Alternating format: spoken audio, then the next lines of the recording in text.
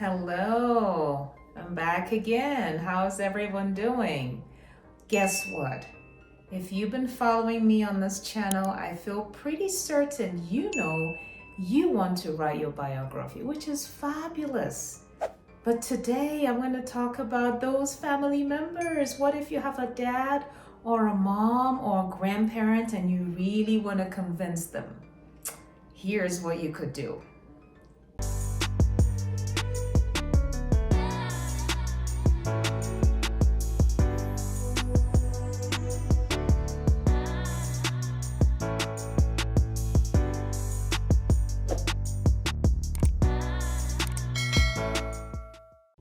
So today I'm going to read out of this journal, out of this manual, I should say. This is a manual that I published. It is available on Amazon. It is How to Write Your Family Biography, Great Questions to Use in Gathering Family History. Because I want to shed light on a couple of ways you can convince that beloved family member to get cracking, to get working on their biography. A few questions you could ask them. Often people are humble. They don't feel like they've done enough. They say they're not famous, so who cares? And they downplay their achievements. And also, most of us do not realize how our lives could actually be a roadmap for other family members who come after us. So I think it's really important to have a system, to have a way of convincing these older relatives as to the importance of this. And I have just a few questions you could ask them, and it's written in this manual. So if you get your copy on Amazon, you should be able to also look through these questions and ask and find a way to convince your family member. So here's one question. Are there accomplishments you are particularly proud of that would be inspiring to read about? That's one. Was there a unique situation you survived or experienced, such as a war, a pandemic, or a major technological breakthrough? Now, we lived through the COVID crisis, and someday that is big history. I think that prior to that, there was the influenza pandemic, and that was in the 19 teens, so about 1914 to 1918. And so it was a full generation, multiple generations before the COVID crisis. And so that was quite a unique event on our planet.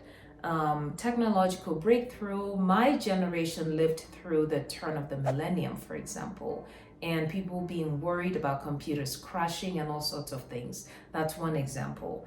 The folks who lived through the first men landing on the moon. So really important things like that are very, very good to write about. The other question you could ask, were there notable blessings in your life in the form of people or situations?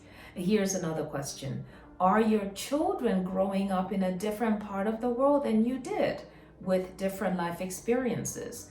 This would apply to a lot of us who are from diasporian families, who are first or second generation immigrant to a new place, whereby our parents were born and grew up elsewhere, or our grandparents were born and grew up elsewhere. And I think that it's really important to find a way to capture their life experiences, and that hopefully should motivate them to want to write their stories. Here's another question. Did you lose parents early in life?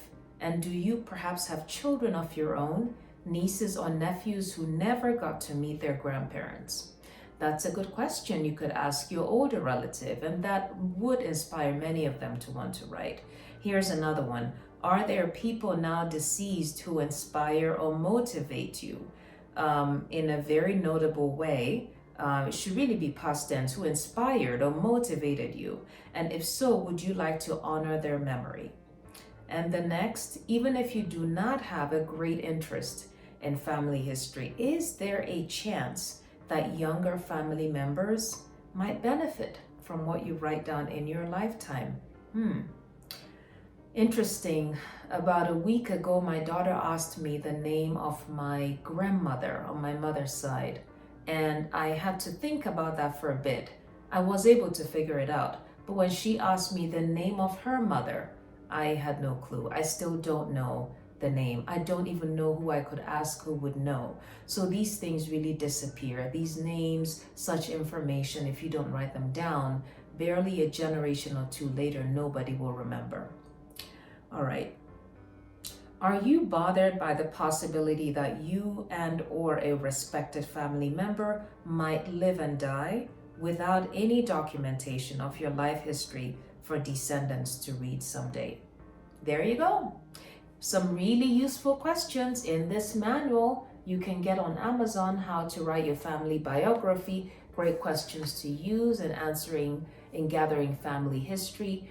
You can get yourself a copy and use those questions to prod and encourage that family member of yours, that older relative for whom you would really love to see a published story in print. I sure do hope, and I am certain that this will help. And let me know what you think about this. Write down in the comments below, and I'll see you in my next video.